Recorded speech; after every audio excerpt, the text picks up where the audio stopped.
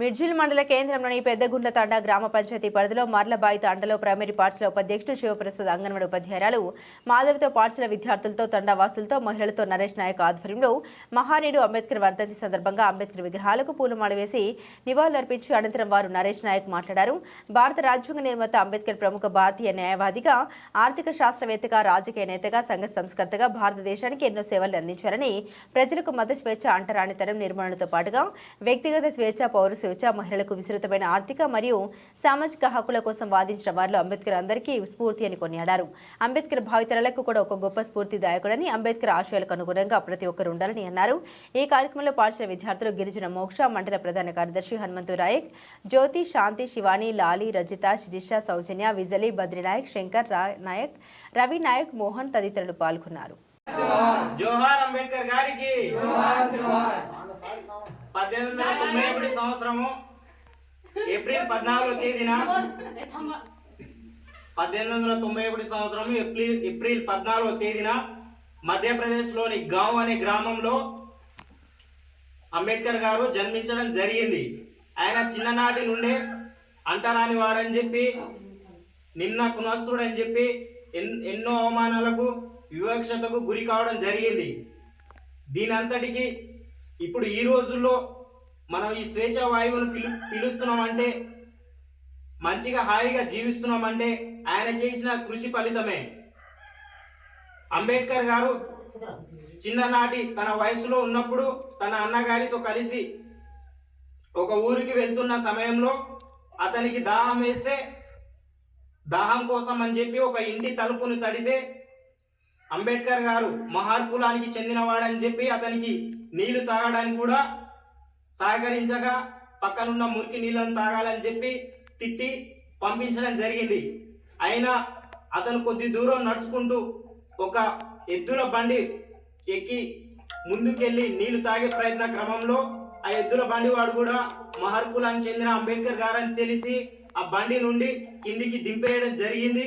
అయినా కూడా ఏ మాత్రం తను వెనుకడుగు వేయకుండా అలాగే ముందుకు సాగి ఈ యొక్క అంటరానితనానికి ఏ విధంగా వివక్షతకు గురయ్యాడో మనం ఇప్పుడు తెలుసుకుందాం. చిన్నప్పుడు తను చదివే స్కూళ్ళలో సైతం విద్యార్థులందరితో కలిసి పాఠాలు వినే సమయంలో కూడా విద్యార్థులందరూ లోపల వింటూ పాటలు వినే క్రమంలో అంబేద్కర్ ఒక్కరే తలుపు అవతల బోర్డుకి చాలా దూరంలో పాఠాలు వినడం జరిగింది. అయితే అదే స్కూల్లో ఒక ఉపాధ్యాయుడు ఆ బోర్డు మీద ఒక లెక్కను రాయడం జరిగింది. ఆ లెక్కను ఎవరు చేయకపోతే అంబేద్కర్ గారు ఆ యొక్క బ్లాక్ బోర్డు దగ్గరికి వెళ్ళి ఆ యొక్క లెక్కను పూర్తి చేసే క్రమంలో విద్యార్థులందరూ కూడా సహకరించలేదు. ఎందుకంటే ఆ బోర్డు దగ్గర ఉన్నటువంటి టిఫిన్లు, విద్యార్థుల యొక్క టిఫిన్లు మైలకు గురి అవుతుందని చెప్పి అతనికి సహకరించగా ఎన్నో అవమానానికి అంబేద్కర్ గారు అప్పుడు బాధపడ్డారు. ఇదంతా జరగదని చెప్పి మళ్ళీ అతను ఏం చేశారంటే, అతని తండ్రి గారు ముంబైలో ఆర్మీ బ్రిటిష్ కార్యాలయంలో పనిచేస్తూ అంబేద్కర్ గారికి 2 ఏళ్ల వయసులో పదవి విరమణ చెందారు. అంబేద్కర్ గారికి 6 ఏళ్ల వయసులో తన తండ్రి సహకారంతో చిన్న ఉద్యోగంలో చేరాలని చెప్పి అతను సంకల్పించుకున్నాడు. అతని తల్లి గారైన భీమాబాయి అంబేద్కర్ గారికి 6 ఏళ్ల వయసులో అనారోగ్యం కారణంతో చనిపోవడం జరిగింది.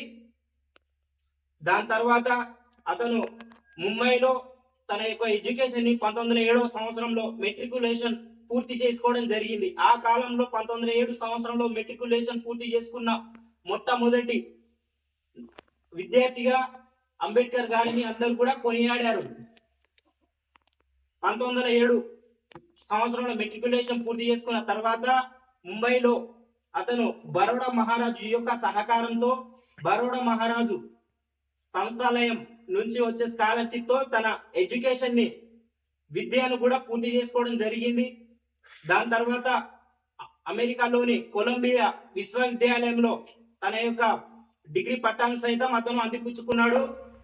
దాంతో పాటుగా లండన్ లోని లైబ్రరీలో తన యొక్క అన్ని పుస్తకాలను, గొప్ప నాయకుల యొక్క చరిత్రను, గొప్ప యోధుల యొక్క కథను అతను అర్థం చేసుకుని 1927 సంవత్సరంలో అతను ఆ దళిత జాతికి జరుగుతున్నటువంటి అన్యాయానికి అతను ఏ విధంగా కుల వివక్షకు గురి అవుతున్నాడో దానికి అతను అనుభవిస్తున్నటువంటి అవమానాన్ని ఎవరు కూడా అనుభవించదని చెప్పి 1927 సంవత్సరంలో అతను ఒక దళిత మహా సభను ఏర్పాటు చేశారు. ఆ దళిత యొక్క మహాసభకు నలుమూల దేశాల నుండి చాలా మంది దళిత మహా ప్రజలు కూడా హాజరయ్యారు. దానితో పాటు ఆ సభతో ఒక్కసారిగా అంబేద్కర్ గారి పేరు మారుమోగి ప్రపంచమంతా కూడా